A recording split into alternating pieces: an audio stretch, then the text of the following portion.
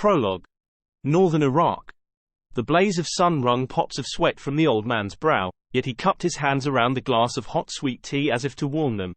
He could not shake the premonition. It clung to his back like chill wet leaves. The dig was over.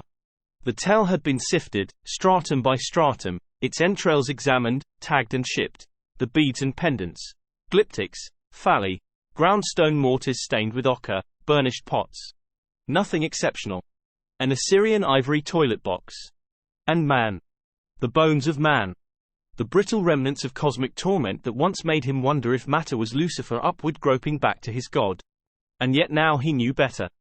The fragrance of licorice plant and tamarisk tugged his gaze to poppied hills, to reeded plains, to the ragged, rock-strewn bolt of road that flung itself headlong into dread. Northwest was Mosul, east, Erbil, south was Baghdad and Kirkuk and the fiery furnace of Nebuchadnezzar. He shifted his legs underneath the table in front of the lonely roadside chaykhana and stared at the grass stains on his boots and khaki pants. He sipped at his tea. The dig was over. What was beginning? He dusted the thought like a clay-fresh find, but he could not tag it. Someone wheezed from within the chaykhana. The withered proprietor shuffling toward him, kicking up dust in Russian-made shoes that he wore like slippers, groaning backs pressed under his heels. The dark of his shadow slipped over the table. "Come Che, Chihuahua." The man in khaki shook his head, staring down at the laceless, crusted shoes caked thick with debris of the pain of living. The stuff of the cosmos, he softly reflected. Matter. Yet somehow finally spirit. Spirit and the shoes were to him but aspects of a stuff more fundamental, a stuff that was primal and totally other. The shadow shifted. The Kurd stood waiting like an ancient debt. The old man in khaki looked up into eyes that were damply bleached as if the membrane of an eggshell had been pasted over the irises. Glaucoma. Once he could not have loved this man. He slipped out his wallet and probed for a coin among its tattered, crumpled tenants. A few dinars. An Iraqi driver's license.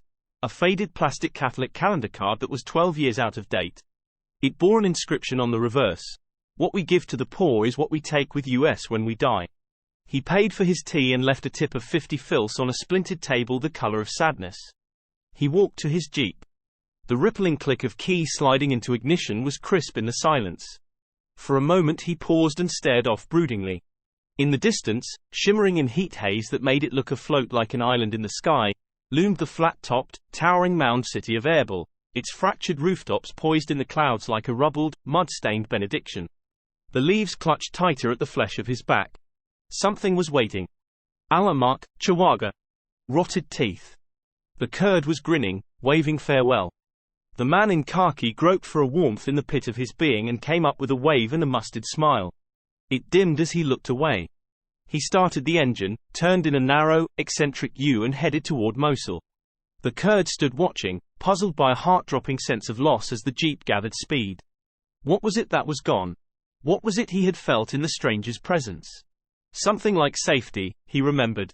A sense of protection and deep well-being. Now it dwindled in the distance with the fast-moving jeep. He felt strangely alone. By 6:10 the painstaking inventory was finished. The Mosul curator of antiquities, an Arab with sagging cheeks, was carefully penning a final entry into the ledger on his desk. For a moment he paused, looking up at his friend as he dipped his pen point into an inkpot. The man in khaki seemed lost in thought. He was standing by a table, hands in his pockets, staring down at some dry, tagged whisper of the past. Curious, unmoving. For moments the curator watched him, then returned to the entry, writing in a firm, very small neat script until at last he sighed, setting down the pen as he noted the time. The train to Baghdad left at 8. He blotted the page and offered tea. His eyes still fixed upon something on the table, the man in khaki shook his head. The Arab watched him, vaguely troubled. What was in the air? There was something in the air. He stood up and moved closer, then felt a vague prickling at the back of his neck as his friend at last moved, reaching down for an amulet and cradling it pensively in his hand. It was a green stone head of the demon Pazuzu, personification of the southwest wind. Its dominion was sickness and disease. The head was pierced. The amulet's owner had worn it as a shield. Evil against evil, breathed the curator, languidly fanning himself with a French scientific periodical, an olive oil thumbprint smudged on its cover. His friend did not move, he did not comment. The curator tilted his head to the side. Is something wrong? He asked. No answer. Father Merrin? The man in khaki still appeared not to hear, absorbed in the amulet, the last of his finds. After a moment he set it down, then lifted a questioning look to the Arab. Had he said something? No, Father. Nothing. They murmured farewells. At the door, the curator took the old man's hand with an extra firmness. My heart has a wish, that you would not go. His friend answered softly in terms of tea, of time, of something to be done. No. No. No. I meant home. The man in khaki fixed his gaze on. A speck of boiled chickpea nestled in a corner of the Arab's mouth, yet his eyes were distant. Home, he repeated. The word had the sound of an ending. The States, the Arab curator added, instantly wondering why he had. The man in khaki looked into the dark of the other's concern. He had never found it difficult to love this man. Goodbye, he said quietly, then quickly turned and stepped out into the gathering gloom of the streets and a journey home whose length seemed somehow undetermined. I will see you in a year, the curator called after him from the doorway. But the man in khaki never looked back. The Arab watched his dwindling form as he crossed a narrow street at an angle, almost colliding with a swiftly moving droshky.